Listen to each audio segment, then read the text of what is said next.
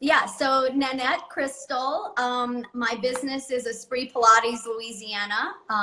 Here it's a boutique studio in my hometown of Gonzales, Louisiana. And presently I'm teaching, my private students and duet students, and was fortunate enough to be able to do that, through part of the pandemic, just because of the space that I have and the, Yes. our I guess protocols were different, as it is everywhere. And so, and I also have recently launched some on-demand options for my clients. It started out as client videos, videos for them to use if I'm out of town. And Yes. so that's on my website, which is exciting. And I do some live classes too on Mondays at 11:30, Yeah. Great. So, Yeah. So that's me. I am a one-woman show. Nice. Yeah. And we were talking before online that you were working in a bigger studio before, so there's been a transition to more of a boutique space from Yes. Well, it kind of goes back a few years. I say a few years, almost 10 years now. So I was originally introduced to Pilates in Arizona. So, and I was working for Curious Sabin at Bodywork Studio, which is the headquarters for Fletcher Pilates. And so that was a big deal. I mean, that was a bigger studio. I mean, lots of teachers. We were running the teacher program there. And so when I left to move back home to Louisiana, which was in 2009, I went back to school actually. And I'm a physical therapist assistant as well. So I have that license under my belt. And so when we moved back, I was teaching at a smaller studio. And then when I moved back to my hometown, I started in a small physical therapy clinic, thinking let's bring both branches together. Let's, which a lot of people have. We've seen that in our industry for sure. But then I outgrew that space. I was basically educating people on what is Pilates. They'd heard of it. Of course they called it pilates. Pie lattes. Pie lattes, right, Yes. right.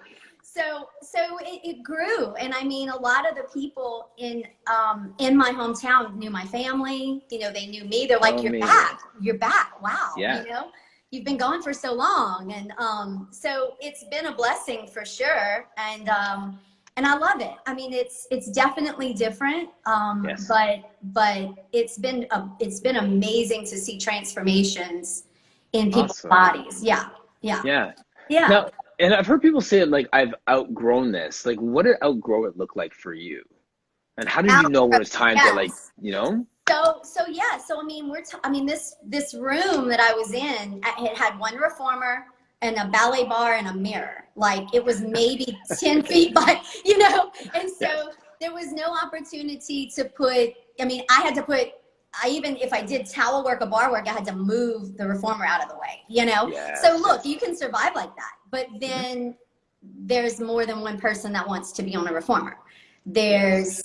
I can't now, my therapist was like, well, we need you to still be a PTA. And I'm like, I really want to do more of this work. So I had to make a choice. Honestly.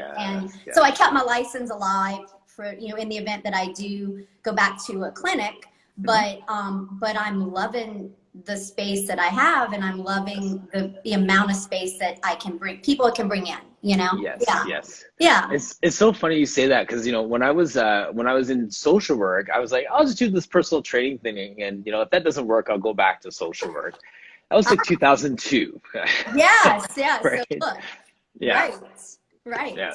So here we are. I know. Yeah. Well, look, going back even further, I was a dance major in college. And so I was dancing in California when a friend of mine, a colleague, actually, she was one of my best friends in college. She says, oh, Nannette, her name's Michelle, and she's amazing. I love her.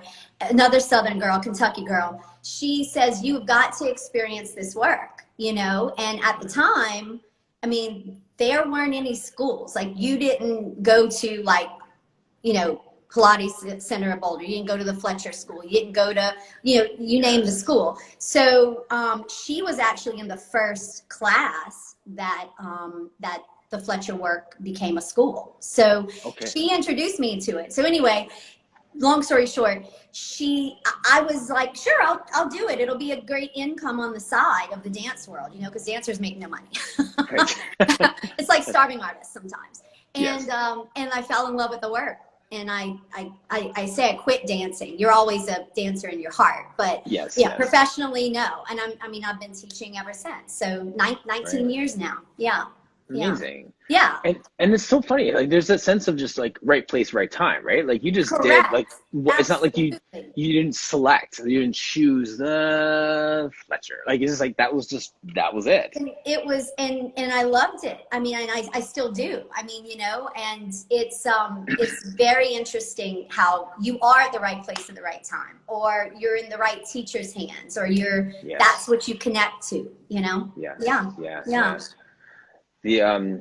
So tell me, and for those who are listening too, what's distinctive about the Fletcher, for lack of a better word, brand of Pilates? Yeah, the method. Yeah, like his, you know, so it is, I mean, people like to throw around the terms, the classical versus contemporary, you know, and without labeling that, he was one of the elders. I mean, he did study with Joseph and Clara for, you know, years. And so it was the work he took, you know, based on the work he did with Joe. I mean, such as Romana, such as, you know, so each one of them, just like you would have a different routine you may be working on than me, working with our master teacher. So he took the work and he moved out west. I mean, he moved and he did evolve the work in a way that is still, we believe, still organic. And it focuses a lot on the breath. It focuses a lot on flowing motion, you know, and the connectivity between movements. But it still has those roots and principles of the method, you know? Yeah. And he was, and there's no, you know, you can read it on his bio on any, you know, Fletcher site, that he was a dancer as well. He was a choreographer. He loved art. He loved beauty. And he loved nature and animals. And so, and he was one of the first ones to take the work to standing and actually teach it in like a workshop environment. And so it's very interesting, you know, that we talk about that. Like, why are we doing this work on the equipment and we're not taking it to our lives outside of the studio, right? That's truly it. And I think Kathy Ross Nash was just quoted on saying that you don't do Pilates to do Pilates. You do Pilates to enhance your life, you know? So, and that's been a nice theme. I think a lot of people on your show have, you know, snapped because it's so true. It's so true. Yeah. There's a hatred that comes for pioneers sometimes, right? Like, and from the conversation I've had on here, whether it's Mari Windsor when she goes to QVC, I believe it was, and start promoting videos, or someone takes, you know, a method and does, like, because they're the first to market, they're first to do something. There's someone who will, you know, sit back comfortably and criticize them for that. Sure. Right. So with Fletcher, I guess I'm assuming that that's kind of what happened with him too, right? Oh yeah, and it's interesting. There's even a chapter about it in Caged Lion. You know, if you've read Mr. Steele's book, you know, and that he's just dancing around, or he's just, you know, when in fact, I mean, he took the work out west and evolved it in a way that introduced it to people that otherwise would have never heard of it. You know, he kept it alive past the East Coast, you know? And so he did develop his own work of the brand, meaning Fletcher towel work, which is phenomenal scapular mobility and stability work. And you can take it into different movements. He branded the floor work, which is definitely a combination of like mat principles with Graham floor work. Martha Graham floor work, and then bar work, like standing bar work to work foot articulation.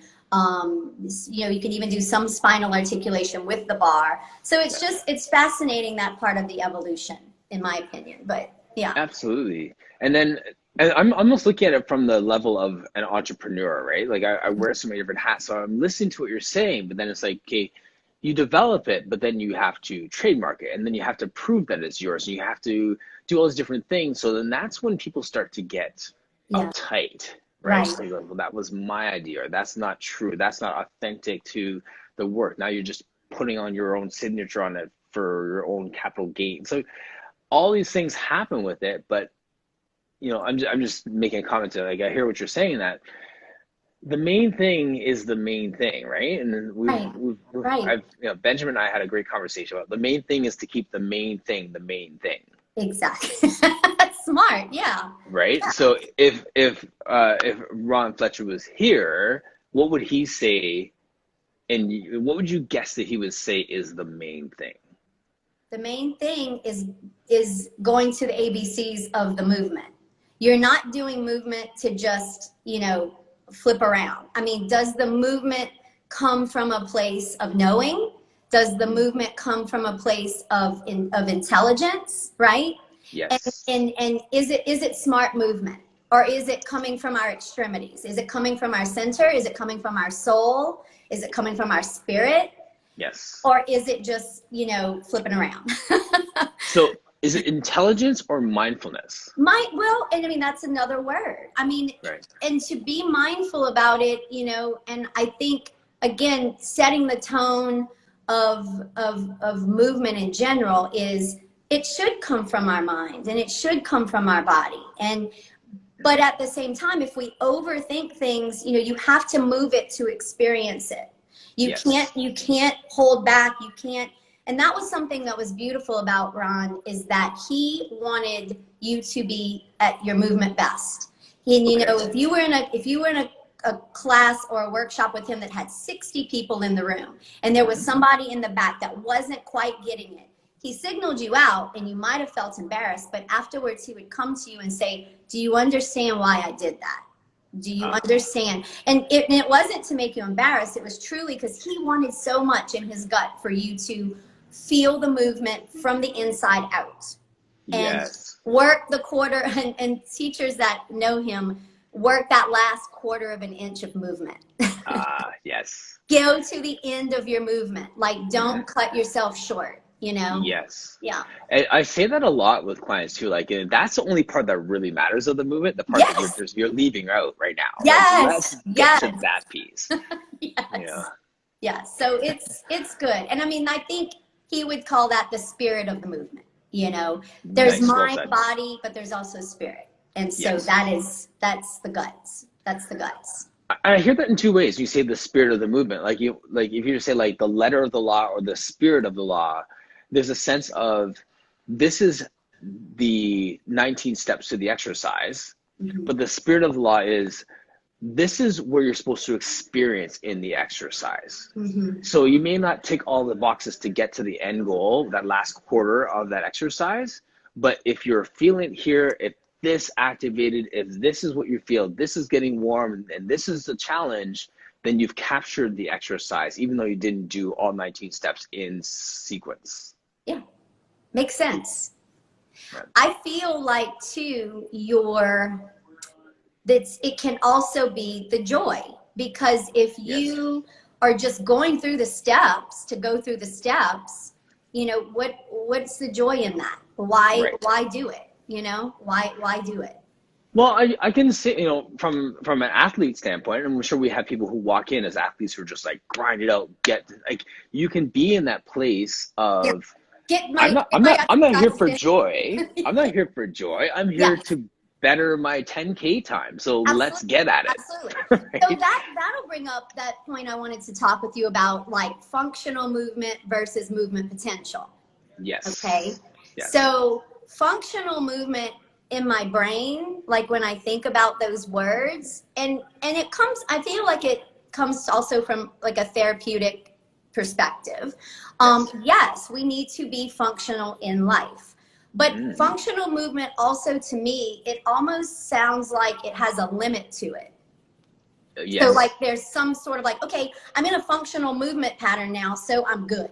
Okay. Right. I can like the keyword's pattern, right? Like I'm in this pattern. I got to stay within the, Right. yes. Right. But I hear that. movement potential is like, oh, there's something a little more. Like I can push myself a little bit more, which can be an athlete, which can be my client that just wants to walk a mile, you know. It's like setting these goals, but having it be a movement experience with potential, not I've met my goal, okay, I'm done, you know. Yes, Yeah. absolutely.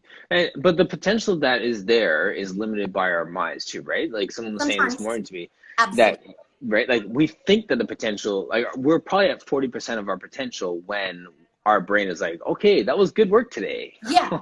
Yeah. Let's hit the That showers, was right? good. Like, Yeah. yeah, So I guess as teachers, as trainers, as movement educators, you know, I guess that's that is our job, is to have the conversation with the client, is to listen, you know, above all, and then maybe rehash out goals, you know, reconnect. Like we can't just say, okay, it's now Monday and, you know, Lisa Lou's coming in and we're going to go through her normal routine, but you know, every 5 sessions, maybe every 10 sessions, it's just a good reminder to recheck in, you know? yes, right. Yes. The other part of that check-in part is the more uncomfortable part of that check-in is not just like, what are your goals now? It's like, how are you liking me right now? Absolutely. How are you liking this working relationship right now? Is this working for you? Right. Yes. Are we jiving still? Yes. Yes. Right. So those are the hard conversations. Like we had the warm fuzzy conversation about testimonials and write down what you love about what we're doing. But like to get to that place where you can put your neck on the line and say like, how is this going? Yes. I recently had one of those conversations. And how did that go?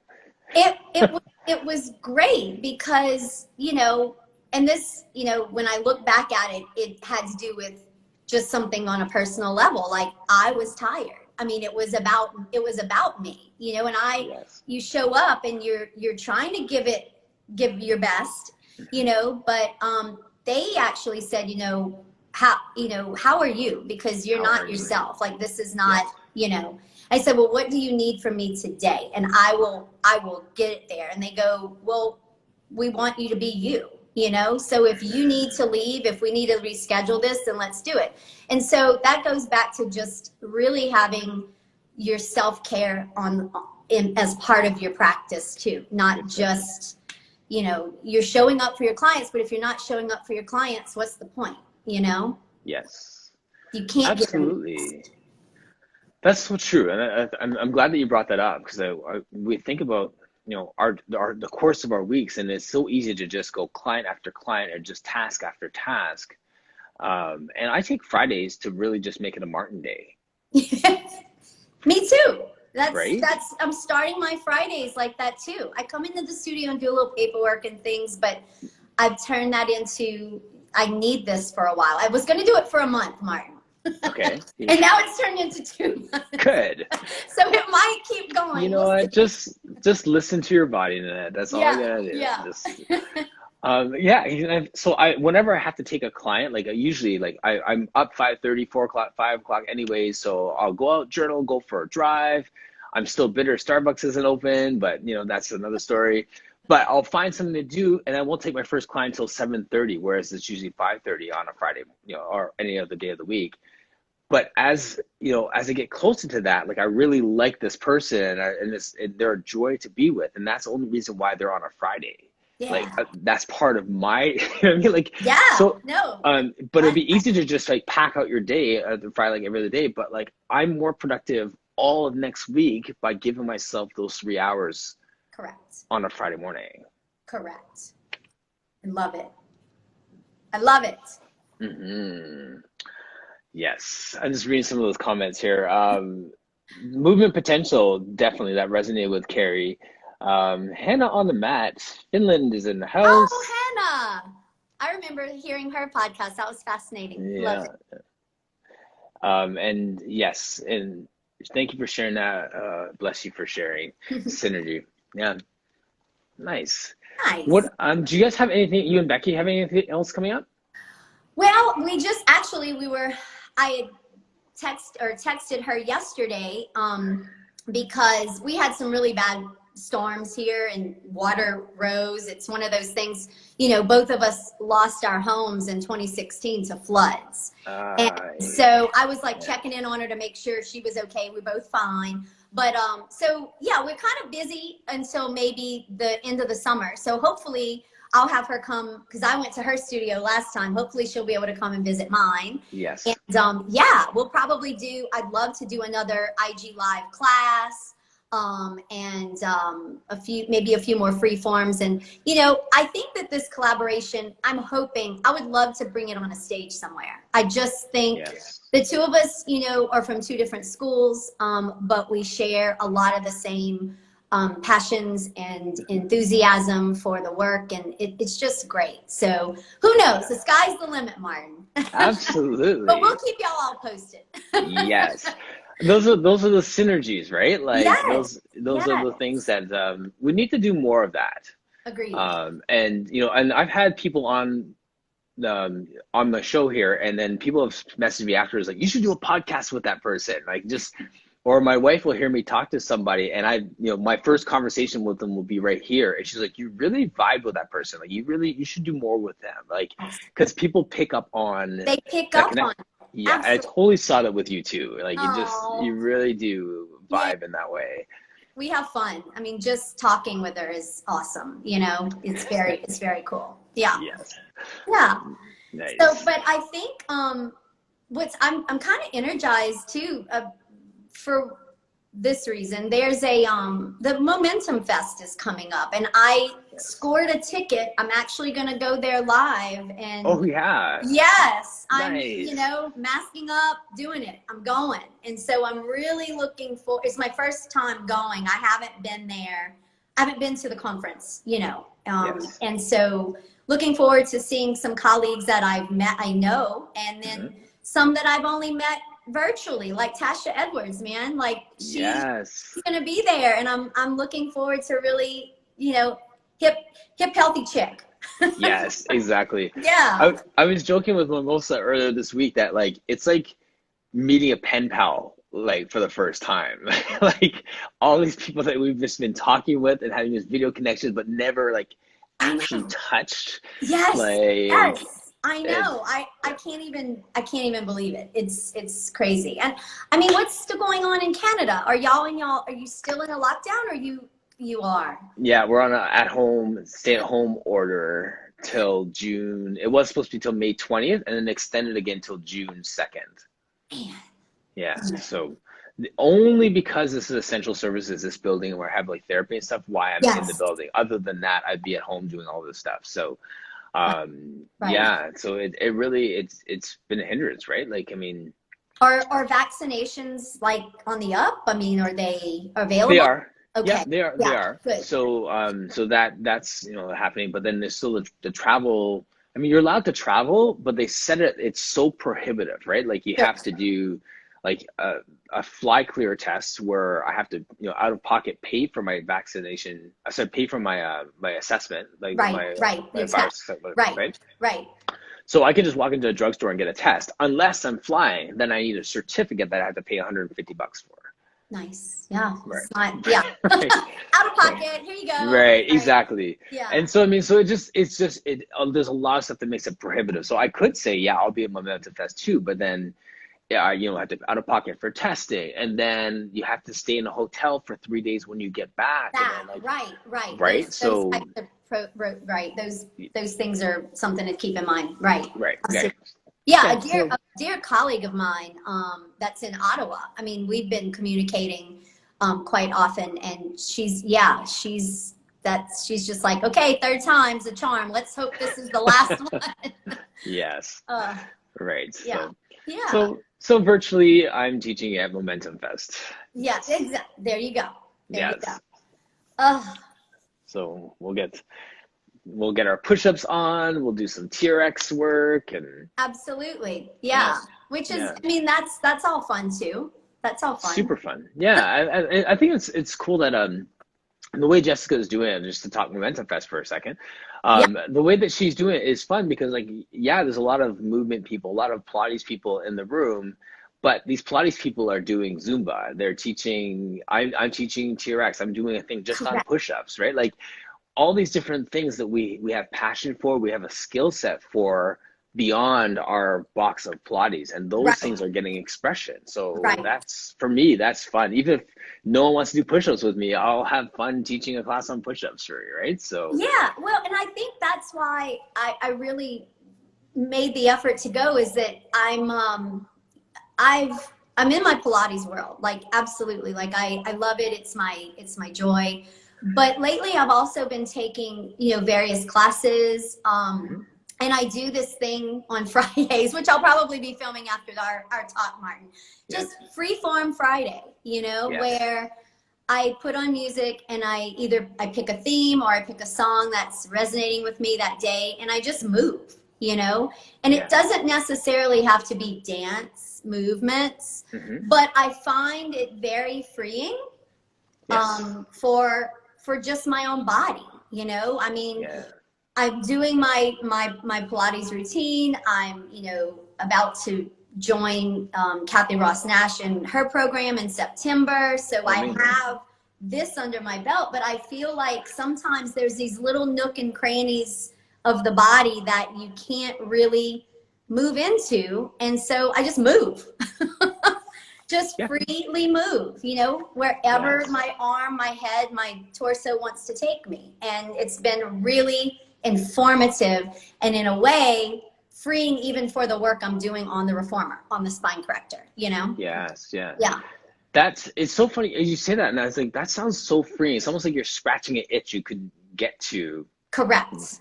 Right? Correct. Yeah. I like that. I like it too. Yeah. That's why you're doing it. And on a Friday, it's self-care. It's like like we talked about earlier. It feels good. Absolutely. And when you talk about self-care, people think that it's so like you have to go pay for a bundle at a spa to get that kind of, I don't know what the word is, just that thing. But it's not. That reset. Right. Yeah. Exactly. Yeah. And what you're saying is so free. It's so accessible. And is that reset. It is a reset. I used to hang out on the word soul crafting. Soul crafting. Soul crafting. Sounds like an album cover, Martin. Right? That's my new album release. You'll see it later. Martin Reed, soul crafting. Soul crafting. It would say like soul. Yeah. Soul crafting. But it's nice. But that's it though, right? I mean, just finding that spot where you can just take care of yourself, spirit, soul, and body. And if that expression is just dance and movement and just getting out of the box of what we do every single day, that's like when I just go on the floor and I just want to do my bench press. Like who needs a bench press anymore? But like I'll just do it because I just want to just pick something up that's heavy and put it back down. Because I just want to get, because it's different than using your legs and springs, right? Like, I mean, or you go for a run, or like whatever it is that you can do that just kind of feeds your soul, that gets to craft your soul, take care of this piece. That's the thing, right? So whatever that looks like for you, run with that.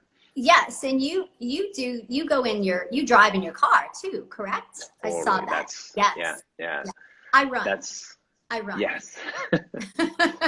But it's it's one of those things like, wow, how can you meditate, or how can you clear your mind when you're running? Like, it just seems so, but I mean, everybody's got their cup of tea, and how some days I'm sitting on the porch watching the birds, I mean, that calms me, that cleans my head out, cleans the garbage out. So whatever it is, do it.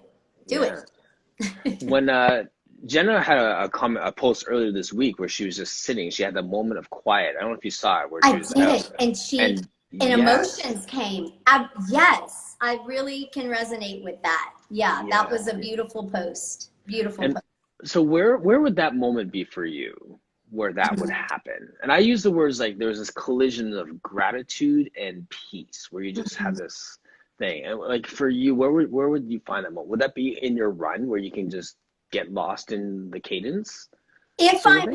Especially, I could in the run, and it would definitely be you know, in this park in New Orleans, which I don't live in the city anymore, but there's this wonderful park there, and you can just get lost. I mean, it's just beautiful, you know, and in nature truly is when I have those moments, you know. Yes, yes.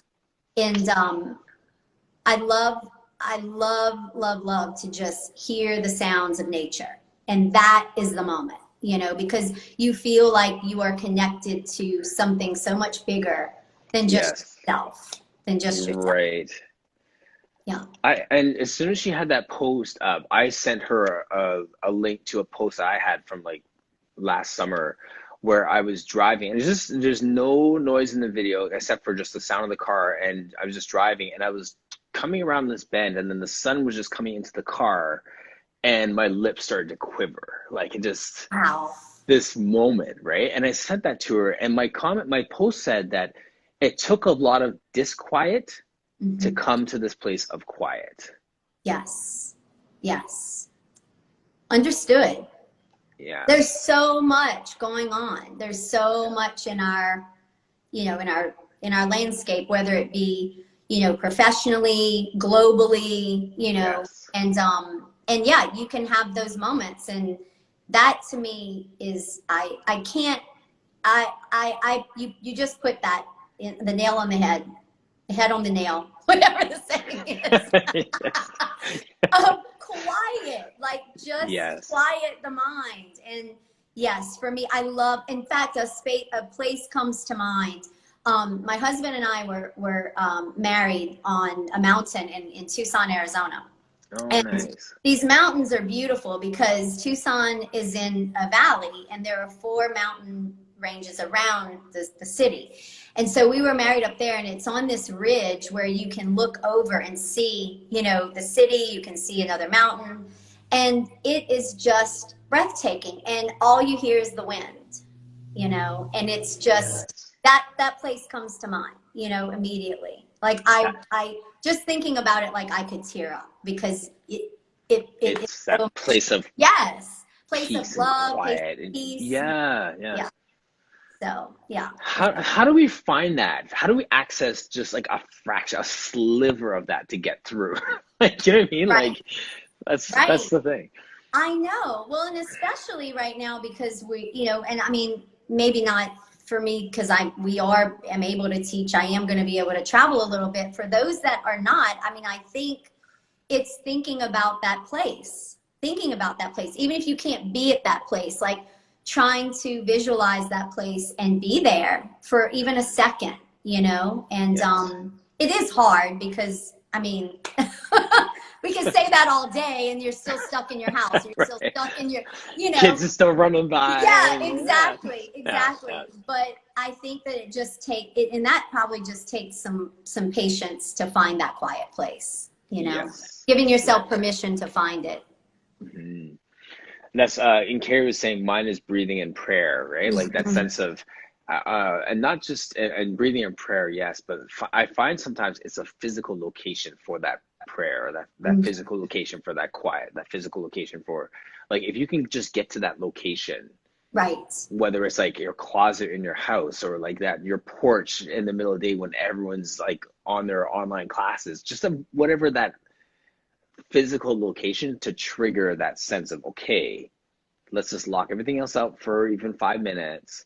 Right. Like there's something to be said for like an actual physical location to do some of those things sometimes. Oh yeah. I mean, it could be a porch. It could be a small space even in your home, you know, if you can just lock yourself in.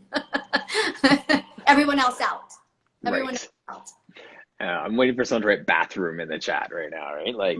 Right. Please don't. No, I know. But it's a beautiful thing. I think that people take for granted sometimes that you can just be still and be quiet. I think that's what I'm practicing daily, to try to bring that awareness. Because I'm a go person, like go. Yes. Constantly have to be moving, and it's a practice too. It's not just something that can happen, you know. Right. So yes. Carve Gotta out get your reps. Right. Carve out time and let's do it. Let's do it. Yeah. It's funny. So good. I I need this conversation today. Awesome. I needed it too. Just You to be know? like flipping off some ideas and just calm and excited about things and people just showing up and giving gratitude. You know, Carrie, Jenna, lots of people. I'm sure I have some people that logged on that are in my little world over here. Yes. Your Yeah, fans. the fans, the fans. Yes. But yeah, Amazing. they have who else? I think somebody said something I couldn't see. Yeah. Oh, that's Um, the one you were talking about, Carrie. Mine yes. is breathing and prayer. Yeah. Yes. Yeah.